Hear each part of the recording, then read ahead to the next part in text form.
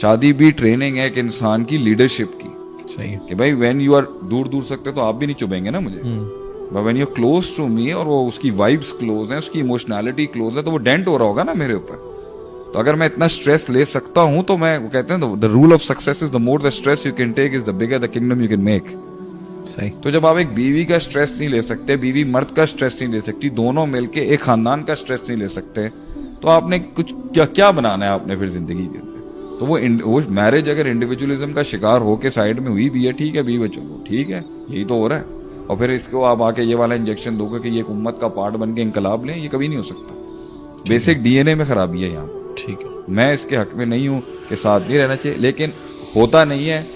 और घर की एक लीडरशिप अगर बेवकूफ हुई तो बच्चे फिर भागेंगे वहां से जल्दी। अगर सास ससुर उसको बेटी बना लें तो वो जन्नत बन जाएगा घर। अगर वो उसे बहू समझेंगे तो वो अजाब ही रहेगा हमेशा।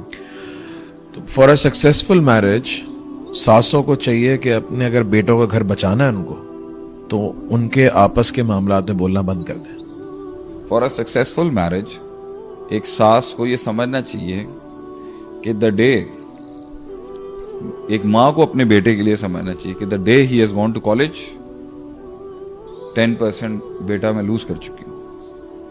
The day he goes to university मैं 20% बेटा लूज कर चुकी हूँ। The day he goes to his office और हिज वर्क प्लेस मैं 30% बेटा लूज कर चुकी हूँ। And the day he gets married मैं 50% बेटा लूज कर चुकी हूँ। साइकोलॉजी में अब और चीजें आ चुकी हैं मेरे बच्चे में।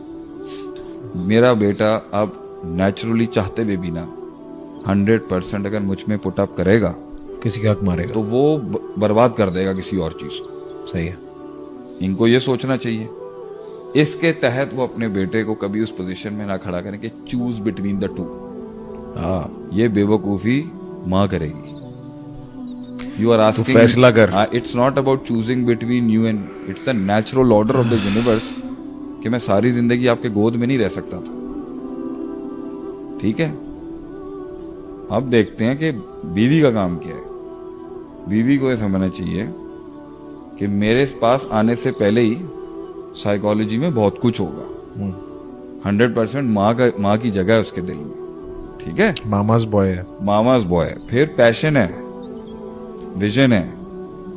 एक विजनरी आदमी के आगे तो माँ बाप भी कुछ नहीं होते, बीवी भी कुछ नहीं होती, भाई भी कुछ नहीं होते, दोस्त, उसका विजन होता है सब कुछ। तो विजन और एक गैरतमंद आदमी का विजन होगा, ये भी बता दूं। एक गैरतमंद हाई क्वालिटी मेल वो होगा जब आपने उससे पूछना है ना शादी करने के लिए, भाई आपकी क्या सोच है, बोले मेरी सोच ही है।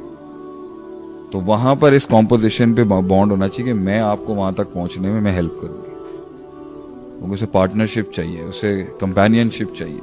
तो जिंदगी के अंदर किसी जगह पे मकाम बनाने के लिए ना, आपको एक ऐसी रात आती है, आपके पास ऐसी ऐसी रातें आती हैं जहां आप अपने स्पाउस के अलावा किसी से बात नहीं कर सकते।